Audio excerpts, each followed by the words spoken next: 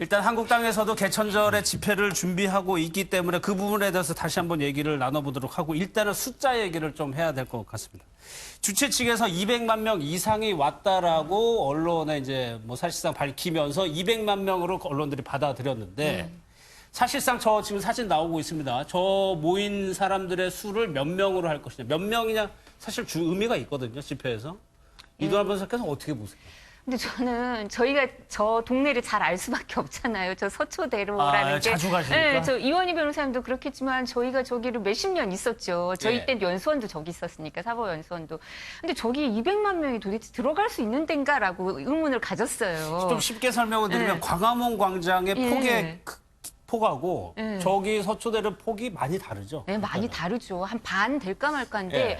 그래서 저는 저기 200만 명이 들어갈 수 있는지가 좀 의문이고요. 그러니까 저거는 우리가 과거에도 그 촛불 집회 때 적폐 수사와 관련되고 이랬을 때 보면 그때도 항상 이제 보수 진보가 나뉘어서 인원수가 몇 명이나 다퉜어요. 예. 그랬을 때 보면 지금 이제 뭐 유튜브 동영상 접속자 수가 150만 명이니까 그거보다 많을 거다. 근데 그거하고 여기 집회 참가자 수하고 연계될 수가 없는 것 같고요. 보통은 이제 저쪽에 저희가 잘 알지만 서초동은 예. 차를 갖고 오기가 어려워요. 차를 갖고 오면 주차하는데 주차 요금이 너무 많이 들어요. 기본적으로. 주차할 곳도 마땅치 그러니까 않고. 광화문 이런 데보다 어렵기 때문에 기본적으로 대중교통을 이용하는 사람들이 많았을 거니까 예. 대중교통 이용자 수를 계산을 해보면 대강 비슷하지 않을까라고 생각을 하고요. 제가 예. 드리고 싶은 말씀은 물론 여론 중요하죠. 근데 저희가 사법부의 독립과 검찰에 대해서 얘기할 때 항상 뭐라 그러냐면 법원에다가 여론 재판하지 말라 그러잖아요. 검찰에 여론 수사하지 말라 그러잖아요. 예. 그러니까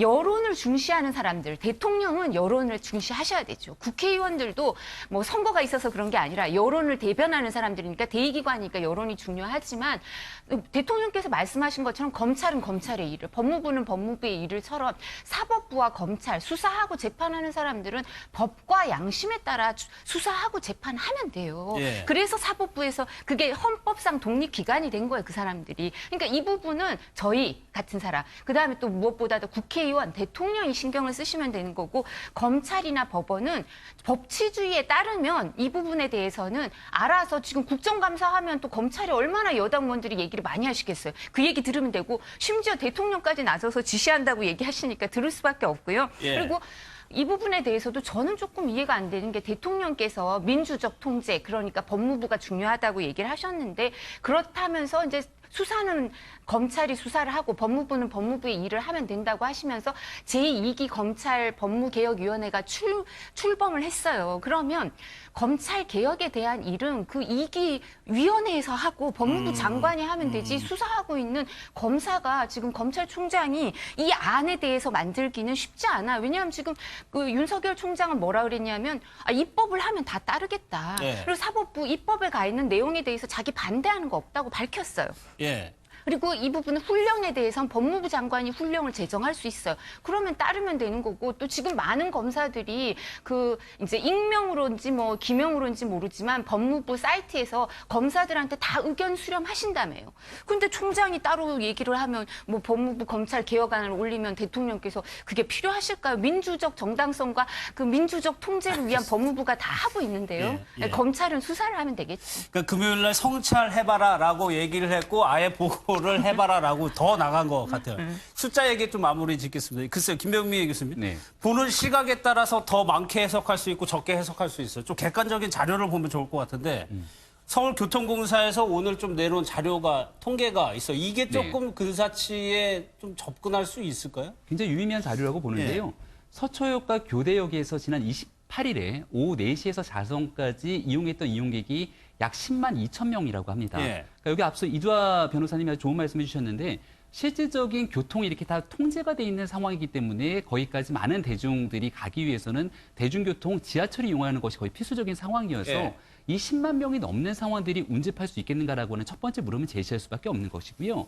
조금 전에 박성중 의원 서초구청장 출신인데 예. 우리가 그 페르미 기법이라 해서 저 반포대로에 모여 있는 사람들의 공간의 숫자들을 구성해 보면은 한 5만 명을 넘기가 어렵다는 얘기 아니겠습니까? 그러니까 한 평당 몇 명이 들어갈 수 있냐를 계산해서 네. 저 면적을 곱하는 거죠. 저희가 정확히 보면 예술의 전당이 있고요. 예. 예술의 전당에서 반포대교까지 가는 그 긴 길이 있습니다.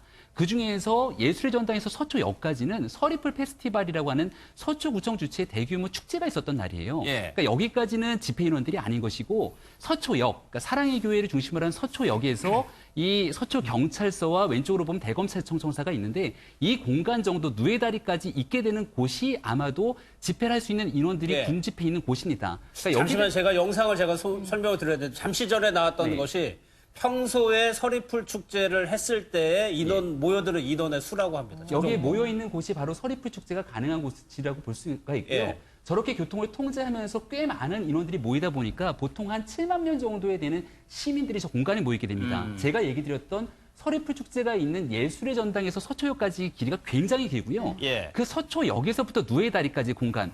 누에다리에서 더 지나가게 되면은 성모병원이 있고 반포대교가 있게 나타나게 되는데 거기에 대해서 가장 높이 있는 언덕 공간이 누에다리예요. 그러니까 사실상 반포대교에서 누에다리까지의 공간은 집회를 해도 그 앞에가 볼 수가 없기 때문에 의미가 없는 공간입니다. 그래서 누에다리에서 서초역까지의 공간만으로 추산해 봤을 때는 예. 100만 명, 200만 명이라고 하는 숫자는 사실 현실적으로 아예 불가능한 숫자다 이렇게 볼 수 있습니다. 이게 참 김성환 변호사님 의미가 있는 논쟁일까요? 지금 한국당에서는 개천절 지금 태풍 온다고 지금 보도가 나오고 있는데 벌써부터 150만 명 참석할 거라고 공언을 하고 있어요.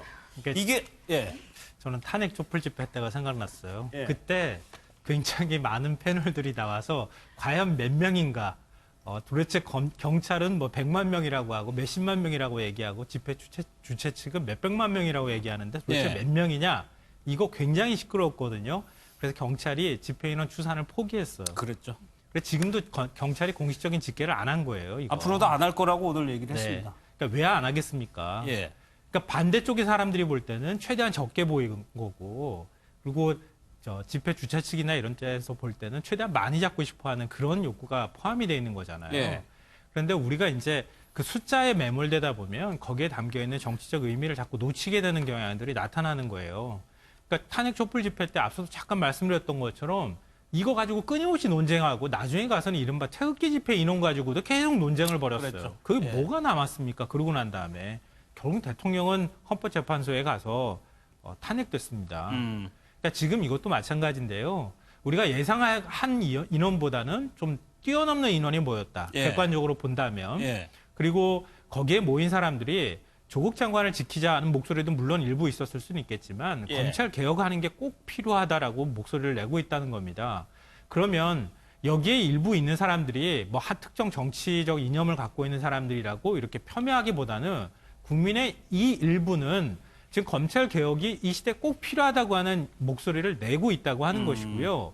그 메시지를 해석할 때 정치권이나 정부, 검찰 모두 그걸 어떻게 우리가 받아들일 것이냐는 예, 것을 예. 무겁게 인식해야 되는 것이지, 이건 저쪽 편에서 얘기하는 거니까 상관없다. 우리 식대로 가자. 이렇게 얘기하는 게 맞겠습니까? 그러니까 김성환 평론가 말씀대로 해석을 해야 되는데 지금은 내 식대로 해석을 하고 내 방식대로 가겠다라고 해서 좀 걱정이 되는 것 같습니다. 오늘 정치권에서 나경원 원내대표, 이해찬 대표의 얘기를 들어보면은 아마 그러지 않을까 시청자분들 생각하실 것 같은데 영상을 좀 보도록 하겠습니다. 이 자리에 남아있는 모든 국민들이 감사로서 당신들을 신원할 것입니다. 우리가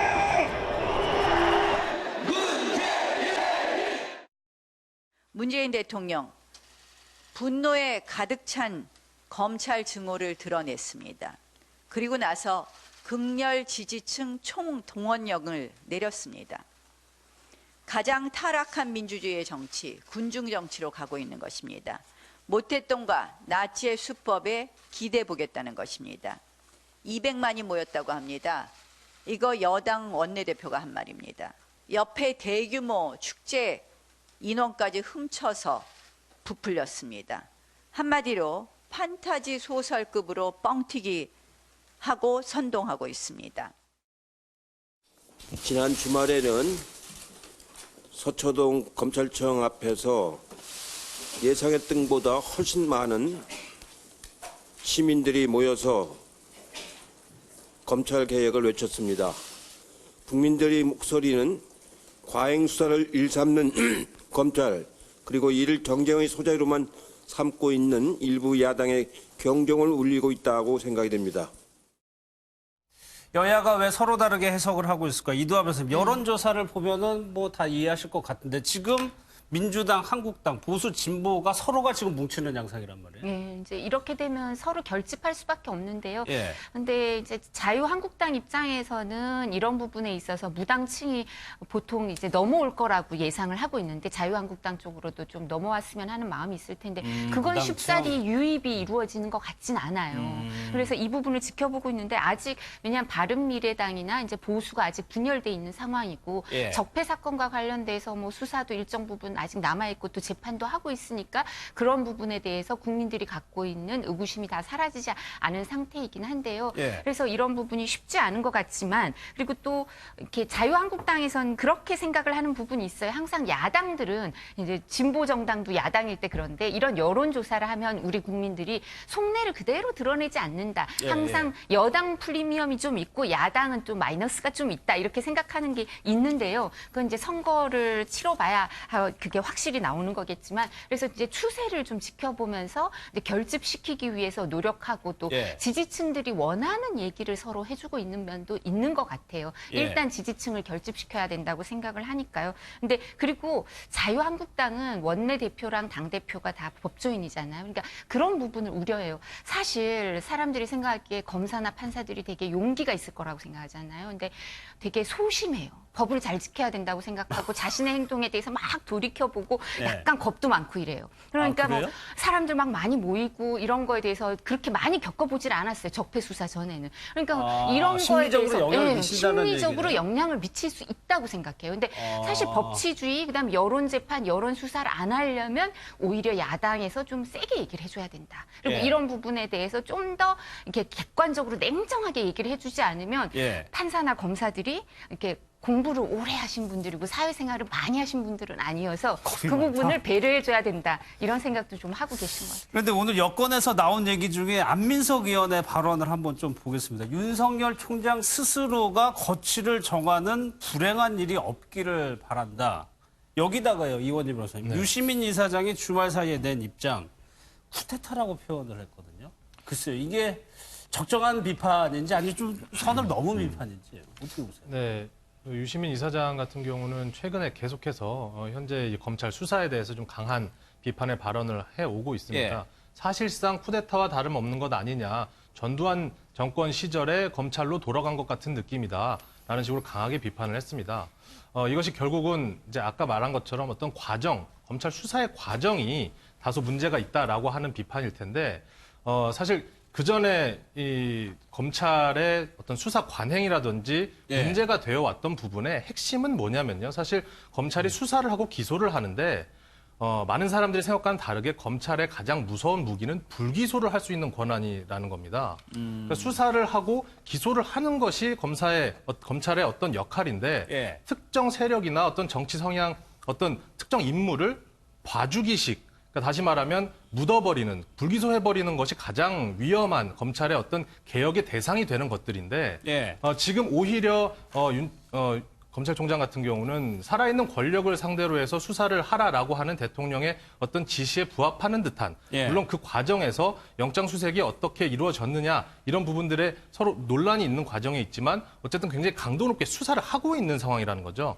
다시 말하면 불기소해서 덮는 것이 아니라 기소를 하기 위한 또는 그 과정에서 증거를 입수하기 위한 수사를 하고 있는 과정인데 이 부분에 대해서 이것을 진영 논리로 갈 것이 아니라 검찰의 수사를 더 지켜보고 그래서 이 부분에 어떤 기소 여부가 합당한지를 결국 법원에 가서 증거가 다 나왔을 때 예. 지켜봐야 되는 것이지 지금 이렇게 이 부분에 대해서 여당과 야당이 각자 사실은 다 맞는 얘기예요. 어떻게 보면 검찰의 어떤 하나의 행동 자체를 다 아전인수격으로 다 쓸 수 있는 상황인데 예. 반대로 얘기해서 지금 윤석열 검찰총장이 수사를 굉장히 소극적으로 하고 있었더라면 과연 어떤 비판의 여지가 있었을 것이냐를 생각해 볼 어떤 지점이 있는 거죠. 예. 그래서 결과적으로 이 수사는 지금 당장 어떤 것을 평가하는 것은 조금 시기상조다. 결과적으로 물론 중간중간에 흘러나오는 언론으로 흘러나오는 어떤 영장 집행의 문제라든지 이런 부분이 있을 수 있을지언정 일단은 좀 더 지켜보고 기소 여부를 지켜본 이후에 판단에 늦지 않다라고 생각합니다. 김성환 평론가님께도 네. 좀 비슷한 맥락의 질문을 드릴 텐데 오늘 한 검사가 글을 쓴 것이 총장 보고 얘기한 것 같아요. 차라리 정권 눈치 보지 그랬냐. 왜 이런 지경까지 가느냐는 반어법적인 글을 올렸던데 이런 지금 여권의 강경 발언 어떻게 평가하세요? 그러니까 먼저 우리 과거 이제 역사를 한번 좀 들춰볼 필요가 있을 것 같은데요. 그러니까 노무현 대통령 시절에 그때 강금식 법무부 장관을 임명했잖아요. 예. 그러니까 인사하려고 하니까 검찰이 사실 항명 사태를 벌였습니다. 그러니까 그 인사 우리 받아들일 수 없다. 그럼 어떻게 하면 좋겠느냐? 그러니까 검찰총장한테 인사권 넘겨라. 이렇게 했습니다. 그래서 열린 게 바로 평검사와의 대화였습니다. 그리고 난 다음에 노무현 전 대통령 그 임기 끝나고 난 다음에 비극적인 그 최후를 맞았습니다. 예. 그리고 이명박 박근혜 정부 들어섰고요. 그때 그 기계 넘치던 검사들은 다 어디 갔는지 모르겠지만 사실상 하명 수사했다고 하는 논란을 엄청나게 받았습니다. 국정원 댓글 사건부터 시작해서요. 그렇게 거의 9년을 보냈습니다. 그리고 문재인 정부 들어서고 난 다음에 검찰의 역할에 충실해라. 이렇게 하고 난 다음에 윤석열 검찰총장 수사 잘하는 검사라고 해서 임명했어요. 근데 인사청문회도 끝나지 않았는데 법무부 장관 후보자에 대해서 압수수색이 들어왔어요. 과연 이걸 어떻게 해석해야 되는가? 이 부분이에요. 그러니까 지금 검찰개혁을 주장하고 있는 문재인 대통령 지지층이나 진보층이 우려하고 있거나 좀 그 시각이 반영된 게 바로 이런 배경에서 반영돼 있다는 거예요. 예, 예. 그러니까 지금 유시민 이사장 말도 저는 단어의 하나하나 표현에 따지면은 저도 동의할 수 없는 단어들이 많이 있지만 네. 그런 과정이 있었기 때문에 지금 검찰이 하는 모습을 보면은 마치 수사가 아니라 정치하는 것 같은 모습이 비춰지고 이렇게 해서 조국 꺾으면 문재인 정부를 흔들고 문재인 정부 흔들고 난 다음에 나중에 궁극적으로 가게 되면 또 정권이 이어지는 그 과정에서 검찰이 검찰개혁을 다 없는 무위로 돌리고 예, 난 다음에 예. 또 비극적인 문제로 가지 않느냐. 이제 이런 것에 관한 걱정을 하는 거라고 알겠습니다. 생각합니다. 예. 그리고 하나만 제가 좀 말씀드리고 싶은 게요. 오늘 보수신문도 지금 나경원 아까 원내대표가 그 발언한 맥락하고 비슷한 주장을 하던데요. 그러니까 모택동하고 나치 수법이나 홍위병 이런 얘기 또 등장했는데요. 그러니까 예를 들어서 지난번 2016년 미국 대선 때 클린턴 당시 이제 후보가 트럼프 대통령 지지자들을 향해서 이 개탄스러운 자들이라는 표현을 썼어요. 예. 그리고 난 다음에 트럼프 대통령 지지자들이 그걸 티셔츠에다가 쓰고 다녔어요. 예. 마지막에 파티 이름도 대선 때 당선되고 난 다음에 개탄스러운 자들의 파티라고 했어요. 그러니까 상대편 지지자들이나 이런 사람들, 뭔가 의사표현하는 사람들을 그렇게 명명하거나 예. 이렇게 했을 때 그게 역풍으로 돌아온다는 거예요. 그러니까 정치인들 간에는 손가락질할 수도 있고 비난할 수도 있는데요. 국민들의 어떤 행동이나 뭐뭐의 지지의사를 표현하는 사람들에 대해서는 이런 표현을 하면 안 된다, 정치인은. 알겠습니다. 역풍 맞을 수 있다, 이런 얘기를 꼭 예. 해주고 싶습니다.